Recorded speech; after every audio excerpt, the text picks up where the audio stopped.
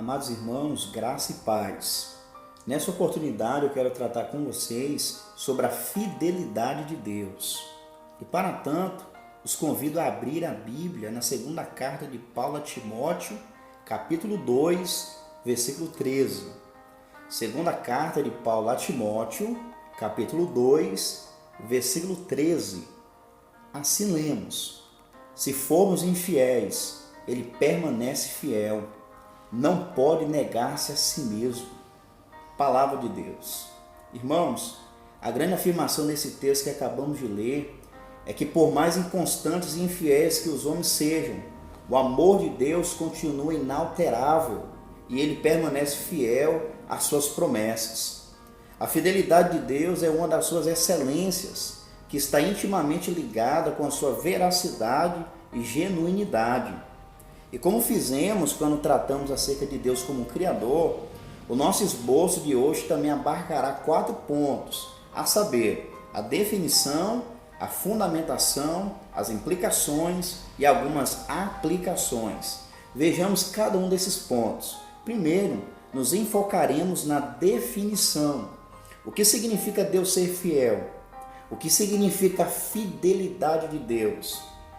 Millard Erickson consistentemente comenta: se a genuinidade de Deus diz respeito ao fato de ser Ele verdadeiro e a sua veracidade ao dizer a verdade, então a sua fidelidade significa que Ele se prova verdadeiro. Sendo assim, irmãos, Deus faz o que fala e cumpre com o que promete. Ele é fiel à sua palavra e a todos os seus concertos. Ele é completamente confiável, meus irmãos. Em segundo lugar, nos voltaremos para a fundamentação. A fidelidade de Deus é amplamente demonstrada na Sagrada Escritura. Veremos alguns exemplos dessa verdade, a começar pelo texto de Números. Quando Balaão foi amaldiçoar Israel a pedido de Balaque, Deus trocou as palavras de Balaão, e assim disse em Números capítulo 23, versículo 19: Deus não é homem para que minta, nem filho de homem para que se arrependa. Porventura diria ele e não faria? Ou falaria e não confirmaria? Esse texto retrata a fidelidade de Deus. Ele faz o que diz, ele confirma aquilo que fala. Em Deuteronômio capítulo 7, versículo 9, Moisés disse ao povo de Israel: saberás, pois, que o Senhor teu Deus é Deus, o Deus fiel, que guarda o conserto e a misericórdia até 1000 gerações aos que o amam e guardam os seus mandamentos. No Salmo 100, verso 5, o salmista explica o porquê celebrar a Deus com alegria e entrar nos seus atos com hinos. Ele diz: porque o Senhor é bom, a sua misericórdia dura para sempre, e de geração em geração a sua fidelidade. Em face da devastação de Jerusalém, o profeta Jeremias declarou as seguintes palavras em Lamentações, capítulo 3, versículos 22 e 23. As misericórdias do Senhor são a causa de não sermos consumidos, porque as suas misericórdias não têm fim. Novas são cada manhã. Grande é a tua fidelidade. Notem, a fidelidade de Deus é grande. Aqui podemos aproveitar o ensejo para fazer com brevidade um esclarecimento importantíssimo. Não há dicotomia, não existe dicotomia entre o ser e o fazer de Deus. Fazer uma separação entre quem Deus é com aquilo que Ele faz levará inevitavelmente a se adorar a Deus apenas por quem Ele é e não honrá-lo pelo que Ele faz. A fidelidade de Deus é grande, porque Deus é grande. Ele é fiel, por isso Ele demonstra fidelidade. Nós não podemos fazer separação entre essas duas verdades que são inseparáveis. No Salmo 33, verso 4, o salmista pôde dizer: porque a palavra do Senhor é reta, e todas as suas obras são fiéis. Isso significa dizer, amados irmãos, que nós adoramos a Deus não somente por quem Ele é, mas também pelo que Ele faz. No Salmo 150, verso 2, O salmista reforça isso quando escreve pelo que nós devemos louvar o Senhor. Ele diz: louvai-o pelos seus atos poderosos, ou seja, pelo que ele faz. Louvai-o conforme a excelência da sua grandeza, por quem ele é. E ainda falando acerca da fidelidade de Deus, lemos na Bíblia que Deus fez uma promessa para Abraão e Sara. Eles já estavam com idade avançada, conforme o registro bíblico. Abraão tinha 75 anos de idade e Sara 65 anos quando receberam a promessa que teria um filho. E mesmo que o casal já estava com idade avançada e Sara era estéril, o Senhor cumpriu cabalmente o que havia prometido. E diga-se de passagem, Deus realizou o que havia prometido ao casal quando Abraão tinha 100 anos de idade, conforme verificamos em Gênesis capítulo 21, versículo 5. E em Gênesis capítulo 21, versículos 1 e 2, lemos: e o Senhor visitou a Sara, como tinha dito, e fez o Senhor a Sara, como tinha falado. E concebeu Sara e deu a Abraão um filho na sua velhice, ao tempo determinado que Deus lhe tinha dito. Muitos são os exemplos que poderiam ser enumerados aqui, mas gostaria de frisar a grande promessa do Criador referente à vinda do Senhor Jesus e o seu cumprimento fiel. Em Gênesis capítulo 3, versículo 15, a grande promessa foi feita: e porém inimizade entre ti e a mulher, e entre a tua semente e a sua semente, essa te ferirá a cabeça, e tu lhe ferirás o calcanhar. Esse foi o primeiro anúncio do Evangelho, a grande promessa. Mas em Gálatas capítulo 4, versículo 4, a grande promessa foi cumprida. Mas vindo a plenitude dos tempos, Deus enviou seu Filho, nascido de mulher, nascido sob a lei. Louvado seja Deus por fazer o que fala e cumprir com aquilo que Ele promete. Ele, de fato, meus irmãos, permanece sendo fiel. E acerca da vinda de Jesus Cristo, Deus o enviou para salvar todo aquele que nele crê. Mas aqueles que não crerem em Cristo serão condenados. E como Deus é fiel, Ele salvará os que creem, mas condenará os incrédulos. Ouça o que está escrito em João capítulo 3, versículo 36. Aquele que crê no Filho tem a vida eterna, mas aquele que não crê no Filho não verá vida, mas a ira de Deus sobre ele permanece. Que você que me ouve nesse momento tenha certeza disso, porque Deus cumpre com o que promete. Após analisarmos a definição e a fundamentação, consideraremos agora as implicações.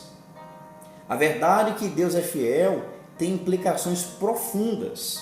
Dentre tantas, enfocaremos em algumas como se segue.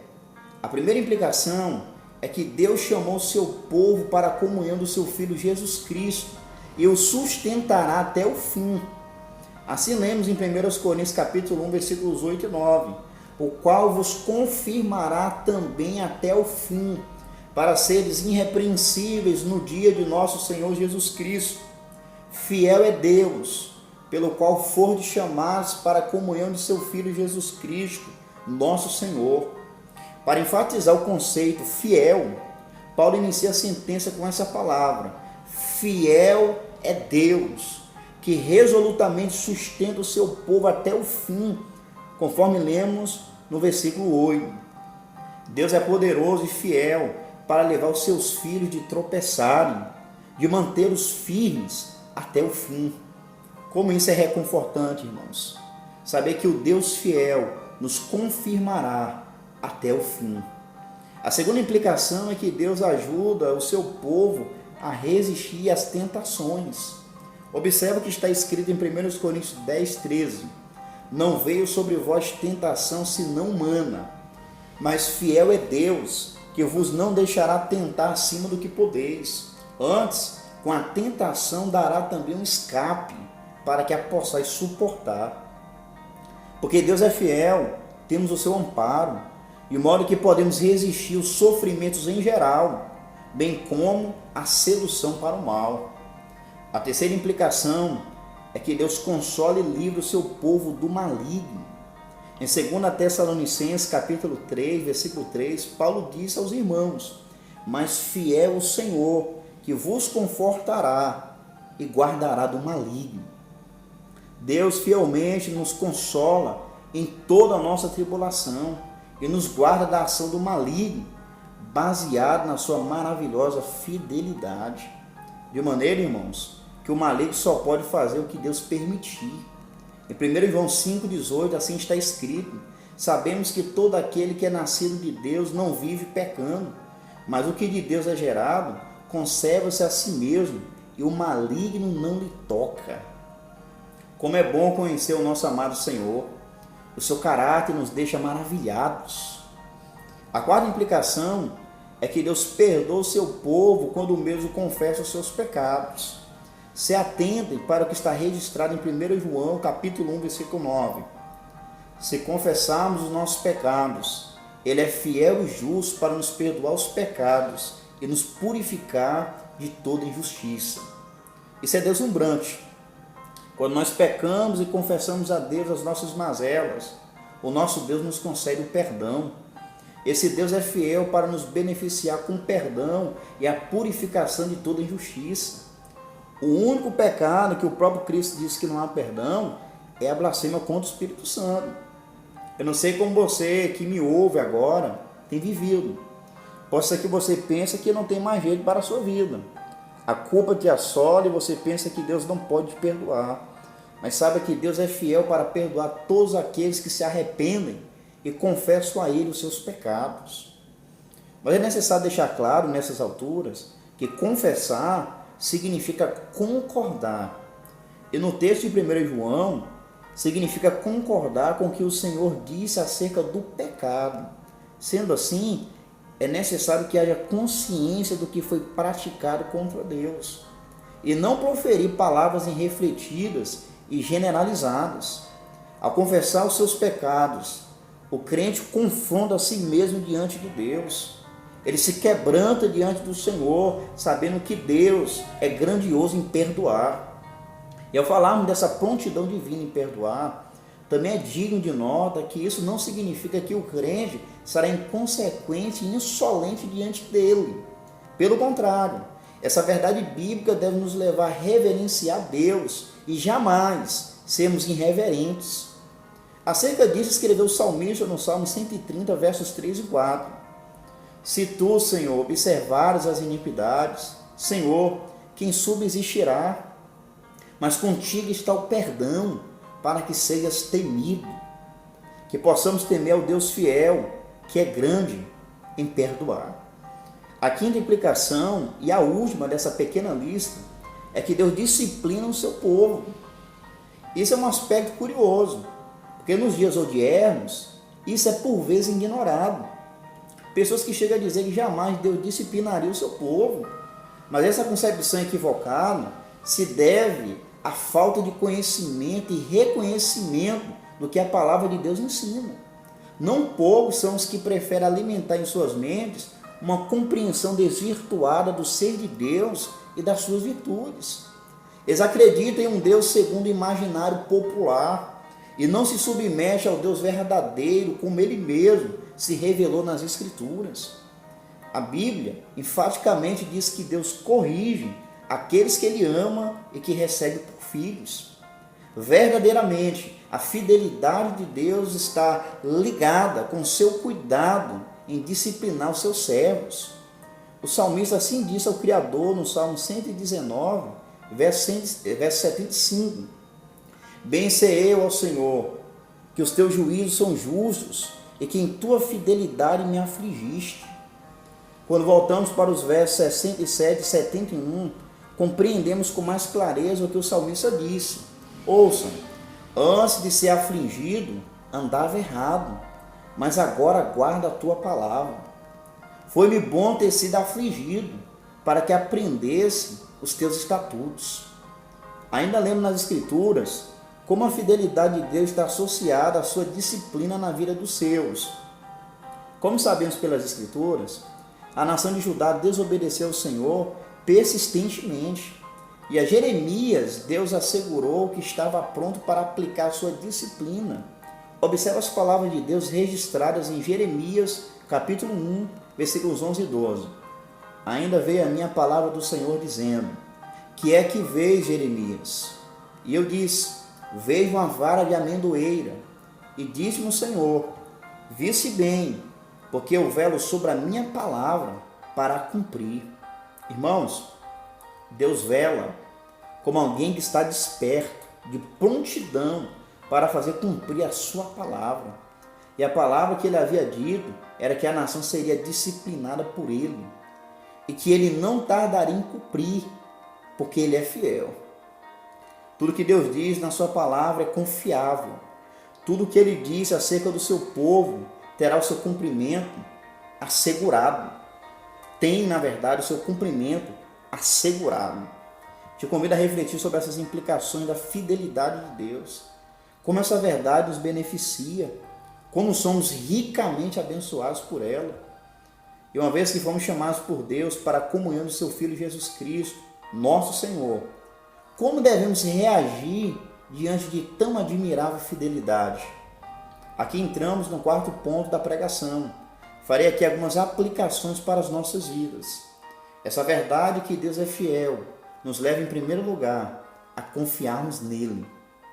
Ele é confiável, digno de confiança. É justamente isso que lemos em Hebreus 10, 23. Retenhamos firmes a confissão da nossa esperança, porque fiel é o que prometeu. O que nos prometeu a vida eterna em Cristo é fiel e por isso devemos guardar firme a nossa confiança.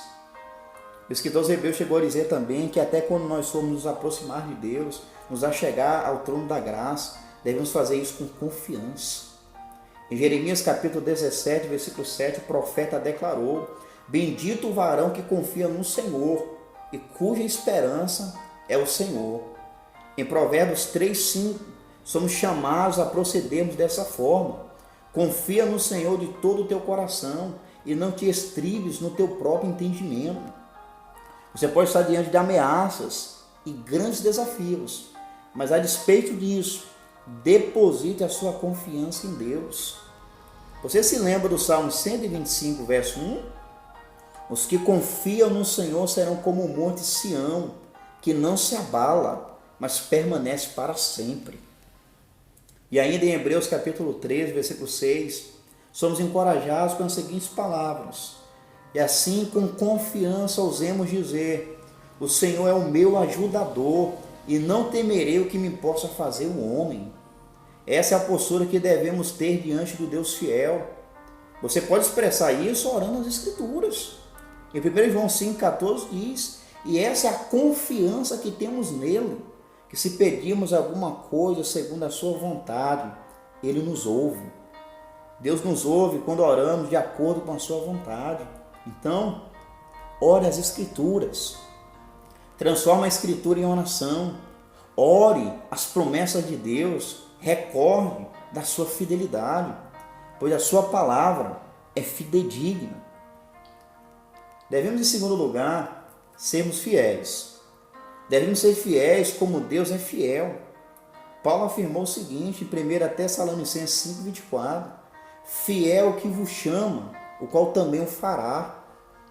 Em Efésios capítulo 5, versículo 1, diz que devemos ser imitadores de Deus como filhos amados. Então, se Deus é fiel, devemos imitá-lo. Em Gálatas 5,22 nos é dito que a fidelidade é uma das virtudes que compõem o fruto do Espírito Santo. É algo que o cristão recebeu da parte do Senhor. E acerca dessa fidelidade, devemos, antes de tudo, sermos fiéis a Deus. John MacArthur sabiamente assevera: se quisermos ser crentes fiéis, devemos viver cada dia de nossas vidas em um estado contínuo de consciência de Deus. Se você não sabe como pode ser infiel a Deus, é só considerar como você vive diariamente. Se é de acordo com a vontade de Deus ou segundo a sua própria vontade. Se você ama a Deus ou ama o mundo. A infidelidade a Deus é evidente quando o cristão passa a amar o mundo. Por isso não devemos amá-lo. Daí lembrarmos que o Senhor não nos chamou para sermos populares, mas sim para sermos fiéis. Quem é fiel no mínimo, também é fiel no muito. Mas quem é injusto no mínimo, também é injusto no muito, ensinou Jesus. Devemos recordar das palavras de Cristo em Apocalipse 2,10, na parte final: ser fiel até a morte, e dar-te-ei a coroa da vida. Devemos ser fiéis também em todos os nossos relacionamentos. Precisamos refletir o caráter de Deus, sermos confiáveis, leais em todos os âmbitos das nossas vidas. A Bíblia diz em 1 Timóteo 5,8: mas se alguém não tem cuidado dos seus, e principalmente dos da sua família, negou a fé e é pior do que o infiel. O cristão deve ser fiel ao cuidar da sua família. Acerca do nosso compromisso com a igreja, somos chamados também a sermos fiéis na nossa cooperação. Ouça o que Paulo escreveu em Efésios 4,16: do qual todo o corpo bem ajustado e ligado pelo auxílio de todas as juntas, segundo a justa operação de cada parte, faz o aumento do corpo para a sua edificação em amor. Notem, segundo a justa operação de cada parte. Cada cristão deve cooperar lealmente para a edificação da igreja. E como Paulo também chegou a dizer, que além disso, requer nos dispenseiros que cada um se ache fiel. Que as nossas palavras não estejam fora disso, irmãos queridos. Que não haja engano nos nossos lábios, mas que a verdade, a honestidade e fidelidade sejam o que sai dos nossos lábios. Seja fiel, porque Deus é fiel.